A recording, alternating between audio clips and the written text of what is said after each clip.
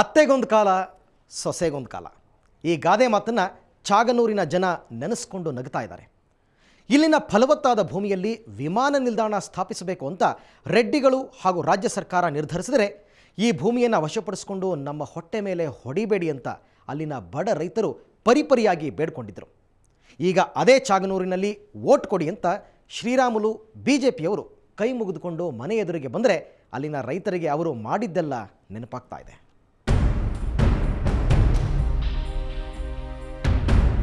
ಚಾಗನೂರು ಬಳ್ಳಾರಿ ತಾಲೂಕಿನ ಈ ಪುಟ್ಟ ಗ್ರಾಮದ ಸುತ್ತ ಫಲವತ್ತಾದ ಭೂಮಿ. ಇಲ್ಲಿರೋರ ಪೈಕಿ ರೈತರೇ ಹೆಚ್ಚು. ಇವರಿಗೆ ದೊಡ್ಡ ಶಾಕ್ ಆಗಿದ್ದು, ಆವಾಗಷ್ಟೇ ಅಧಿಕಾರಕ್ಕೆ ಬಂದಿದ್ದ ಬಿಜೆಪಿ ಸರ್ಕಾರ ಇಲ್ಲಿ ವಿಮಾನ ನಿಲ್ದಾಣ ಸ್ಥಾಪಿಸ್ತೀವಿ ಅಂದಾಗ ಚಾಗನೂರು ಸಿರಿವಾರ ಗ್ರಾಮಗಳ 1500 ಎಕರೆ ಪ್ರದೇಶವನ್ನ ವಿಮಾನ ನಿಲ್ದಾಣ ಸ್ಥಾಪನೆಗೆ ನೋಟಿಫೈ ಮಾಡಲಾಯಿತು. ಅದಕ್ಕೆ ನಿಗದಿಪಡಿಸಿದ್ದು ಕೇವಲ 3 ಲಕ್ಷ ರೂಪಾಯಿ ಪರಿಹಾರ. ಅದರ ವಿರುದ್ಧ ರೈತರು ದಂಗೆದ್ದರು. ಬೆಂಗಳೂರಿನ ತನಕ ಪಾದಯಾತ್ರೆ ಬಂದು ಮನವಿ ಪತ್ರ ಸಲ್ಲಿಸಿದ್ರು. ಜಮೀನಿನ ಅಳತೆಗೆ ಬಂದಿದ್ದ ಅಧಿಕಾರಿಗಳನ್ನ ಬಡಿದು ಓಡಿಸಿದ್ರು. ವಿಮಾನ ನಿಲ್ದಾಣ ಮಾಡಿಯೇ ತೀರ್ತೀವಿ ಅಂತ ಹಠಕ್ಕೆ ಬಿದ್ದ ರೆಡ್ಡಿಗಳು, ಶ್ರೀರಾಮುಲು ಮತ್ತು ಬಿಜೆಪಿ ಸರ್ಕಾರ ಇವರ ಪಾಲಿಗೆ ಶತ್ರು ಸಮಾನರಾಗಿದ್ದರು. ಈಗ ರೆಡ್ಡಿಗಳು ಬಿಜೆಪಿಯವರು ಪರಸ್ಪರ ಮುನಿಸಿಕೊಂಡಿದ್ದಾರೆ. ವೋಟು ಕೊಡಿ ಅಂತ ಶ್ರೀರಾಮುಲು ಬಂದ್ರೆ ಅವರು ಹೋದ ನಂತರ ಬಿಜೆಪಿಯವರು ಬರ್ತಾರೆ. ಈ ಸಲ ಅವರಿಗೆ ಬುದ್ಧಿ ಕಲಿಸ್ತೀವಿ ಅಂತಿದ್ದಾರೆ ಇಲ್ಲಿನ ಗ್ರಾಮಸ್ಥರು. ಈ ಬಿಜೆಪಿ ಸರ್ಕಾರ ಶ್ರೀರಾಮುಲು ಭಾರಿ ಮೋಸ ಮಾಡಿ ನಮ್ಮನ್ನ ಸುಮಾರು ಇಲ್ಲಿಂದ ಚಾಗನೂರಿನಿಂದ ಬೆಂಗಳೂರುವರೆಗೆ ಪಾದಯಾತ್ರೆ ಮಾಡಿದ್ರೆ ನಮ್ಗೆ ಸ್ಪಂದಿಸಿಲ್ಲ. ಚೇಳುಗುರಿಕೆಲಿಂದ ದುರ್ಗಮ್ಮನ ದೇವಸ್ಥಾನ ಮತ್ತು ಡಿ ಸಿ ಆಫೀಸ್ಗೆ ಹೋದ್ರೆ ಉರುಳು ಸೇವೆ ಮಾಡಿದ್ರೆ ಸ್ಪಂದಿಸಿಲ್ಲ. ಅಂಥವ್ರಿಗೆ ನಾವು ಓಟು ಕೊಡ್ಬೇಕಂದ್ರೆ ಭಾಳ ನೋವಾಗ್ತದೆ.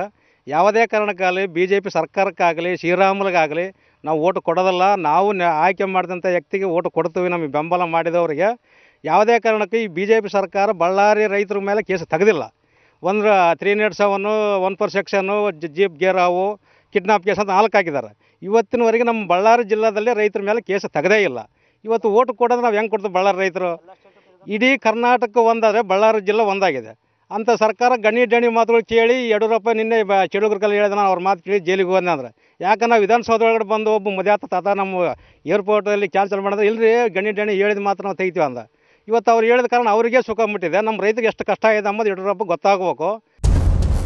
ಭೂ ಸ್ವಾಧೀನದ ವಿರುದ್ಧ ಪ್ರತಿಭಟಿಸಿದ ರೈತರನ್ನ ಪೊಲೀಸರ ಕೈಯಲ್ಲಿ ಬಡಿಸಿದ್ದು ಇವರಿಗಿನ್ನೂ ನೆನಪಿದೆ. ಅಧಿಕಾರ ಇದೆ ಅಂತ ಬಡವರ ಮೇಲೆ ಸುಳ್ಳು ಕೇಸ್ ದಾಖಲಿಸಿದ್ರು. ಈ ಅನ್ಯಾಯ ಯಾಕೆ ಅಂತ ಕೇಳಿದ್ರೆ ಪ್ರತಿಭಟಿಸುತ್ತಿರೋರೆಲ್ಲ ನಕಲಿ ರೈತರು ಅಂದಿದ್ದರು. ಈಗ ಯಾರು ಅಸಲಿ ಯಾರು ನಕಲಿ ತೋರಿಸ್ತೀವಿ ಬನ್ನಿ ಅಂತಿದ್ದಾರೆ ಚಾಗನೂರಿನ ಮತದಾರರು. ಜನಾರ್ದನ್ ರೆಡ್ಡಿ ಏನಂದ, ನಾವು ಹೋರಾಟಕ್ಕೆ ಹೋದ್ರೆ ನಾವು ಭೂಮಿ ಕೊಡಲ್ಲ ಅಂದ್ರೆ ನೀವು ನಕಲಿ ರೈತರು ಅಂತ ಹೇಳಿದಾನೆ. ಆದ್ರೆ ನಾವು ನಕಲಿ, ಗೋರ್ಮೆಂಟಿಗೆ ಅಧಿಕಾರ ಅಂತ ಮಕ್ಕಳು ನಾವು ರೈತರು, ನಾವು ನಕಲಿ ಅಥವಾ ರಾಜಕಾರಣಿಗಳು ನಕಲಿ? ಗೋರ್ಮೆಂಟಿಗೆ ಅಧಿಕಾರಕ್ಕೆ ತಿಳಿಲಿ. ಈಗ ಯಾರು ನಕಲಿ ಆಗಿ ಯಾರು ಮೋಸ ಮಾಡಿ ಹೋಗ್ಯಾರ ಅಂಬದು ಗೋರ್ಮೆಂಟಿಗೆ ತಿಳಿಲಿ. ನಾವು ಈಗ ಭೂಮಿ 4 ವರ್ಷಲಿದ್ದ ಹೋರಾಟ ಮಾಡ್ತೀವಿ, ಒಬ್ಬರು ಬಂದಿಲ್ಲ. ಶ್ರೀರಾಮುಲು ಬಂದು ನೀವು 6 ಲಕ್ಷ ಕೊಡ್ತೀನಿ ನಮಗೆ ಭೂಮಿ ಬಿಡ್ರಿ ಅಂತ ಹೇಳೋಣ. 6 ಲಕ್ಷಕ್ಕೆ ಕೊಡೋಕ್ಕಲ್ಲ, ನೀವು ಹೋರಾಟ ಮಾಡಬೇಡ್ರಿ ನಾವು ಕೊಡ್ತೀವಿ ಅಂತ ಹೇಳ್ತಾರೆ. ಆ ಹೋರಾಟ ಮಾಡಿದ್ರೆ 12 ಲಕ್ಷ ಕೊಟ್ಟಿದ್ದಾರೆ. ಅದನ್ನ ಮೋಸ ಮಾಡಿ ನಮ್ಗೆ ಇನ್ನಿಷ್ಟು ಭೂಮಿ ಬೇಕಂತ ನೀವು ನಕಲಿಯಾರ ಅಂತ ಹೇಳ್ತಾರೆ ನಮ್ಮನ್ನು.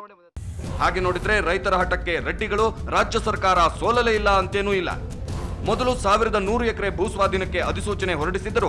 ನಂತರ 600 ಎಕರೆ ಜಮೀನನ್ನ ಕೈಬಿಡಲಾಗಿತ್ತು. ಮೊದಲು ಕೇವಲ 3 ಲಕ್ಷ ಪರಿಹಾರ ಅಂದಿದ್ದ ಸರ್ಕಾರ ರೈತರ ಪ್ರತಿಭಟನೆಗೆ ಮಣಿದು 12 ರಿಂದ 16 ಲಕ್ಷದ ತನಕ ಕೊಡೋದಕ್ಕೆ ಒಪ್ಪಿಕೊಂಡಿತ್ತು. ಇದರಿಂದಾಗಿ ತೃಪ್ತರಾಗಿ ಈ ಸಲ ಶ್ರೀರಾಮುಲುರನ್ನ ಬೆಂಬಲಿಸ್ತೀವಿ ಅನ್ನೋ ರೈತರು ಕೂಡ ಕೆಲವರಿದ್ದಾರೆ. ಜನಗಳಿಗೆ ಸಾಲ ಜಾಸ್ತಿ ಆಯಿತು. ಒಬ್ಬೊಬ್ಬನು ಏನೇನಂದ್ರೆ ಒಂದು 20 ಲಕ್ಷ 30 ಲಕ್ಷ ಸಾಲ ಮಕ್ಕಳಾಯಿದ್ರು. ಇವಾಗ ಏರ್ಪೋರ್ಟ್ ಬಂದಲ್ಲಿದ್ದ ಯಾರು ಸಾಲ ಇಲ್ದಂಗೆ ಅವ್ರ ಒಟ್ಟಿಗೆ ಅವ್ರು ಊಟ ಮಾಡ್ಕೊಂಡು ಇದಿರ್ತಾರೆ ಅಷ್ಟೇ, ಏನಿಲ್ಲ. ನಮಗೇನು ಈ ರೇಟ್ ಚೆನ್ನಾಗೈತಪ್ಪ. 12 ಲಕ್ಷ ರೂಪಾಯಿ ಹಂಗೆ ಫಸ್ಟಿಗೆ ಏನು ಮಾಡಿದ್ದೆ ಅಂದರೆ 6 ಲಕ್ಷ 5 ಲಕ್ಷ ಅಂತ ಅಂತಿದ್ರು. ಶ್ರೀರಾಮ್ ಸರ್ ಅವರಿದ್ದು ಕುಂತ್ಕೊಂಡು 12 ಲಕ್ಷ ಹಂಗೆ ಅವ್ರು ನಮಗೆ ರೇಟು ಸರಿಯಾದ ರೇಟ್ ಕೊಟ್ಟರು ನಮಗೆ. ಹಿಂಗಾಗಿ ನಮಗೇನು ಭಾಳ ಇದೈತೆ, ಸಂತೋಷದಲ್ಲಿ ನಾವು ಮಾಡ್ಕೊತ ಇದ್ದೀವಿ. ಹೀಗೆ ಹೇಳುವವರ ಸಂಖ್ಯೆ ತುಂಬಾ ಕಡಿಮೆ ಎಂಬುದು ಕೂಡ ಗಮನಾರ್ಹವೇ. ಇಲ್ಲಿನ ರೈತರಿಗೆ ತಮ್ಮ ಭೂಮಿಯ ಬಗ್ಗೆ ಭಾವನಾತ್ಮಕ ಸಂಬಂಧ ಇದೆ. ಎಷ್ಟೇ ಪರಿಹಾರ ಕೊಟ್ಟರೂ ನಾವದನ್ನ ಬಿಟ್ಟುಕೊಡಲ್ಲ ಅನ್ನೋದು ಇವರ ಹಠ. ಇತ್ತೀಚಿನ ರಾಜಕೀಯ ಬೆಳವಣಿಗೆಗಳಿಂದ ವಿಮಾನ ನಿಲ್ದಾಣ ಸ್ಥಾಪನೆ ಪ್ರಕ್ರಿಯೆ ನಿಧಾನಗೊಂಡಿದೆ. ವಿಮಾನ ನಿಲ್ದಾಣ ಬೇಕಾಗಿದ್ದದ್ದು ರೆಡ್ಡಿಗಳಿಗೆ ಮತ್ತು ಇವರಂತಹ ಶ್ರೀಮಂತ ಗಣಿಧಣಿಗಳಿಗೆ. ಈಗ ಗಣಿಗಾರಿಕೆ ನಿಂತಾಗಿನಿಂದ ಅವರ ಖಾಸಗಿ ವಿಮಾನಗಳು, ಹೆಲಿಕಾಪ್ಟರ್ಗಳು ನೆಲ ಬಿಟ್ಟು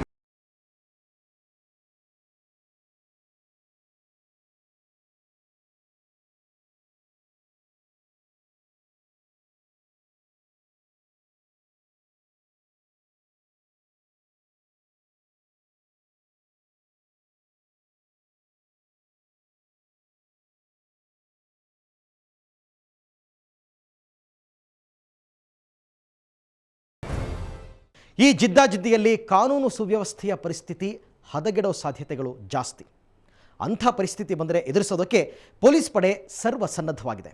ಒಂದು ಸಣ್ಣ ಬ್ರೇಕ್ನ ನಂತರ ಆ ತಯಾರಿ ಹೇಗಿದೆ ಅನ್ನೋದನ್ನು ಹೇಳ್ತೀವಿ.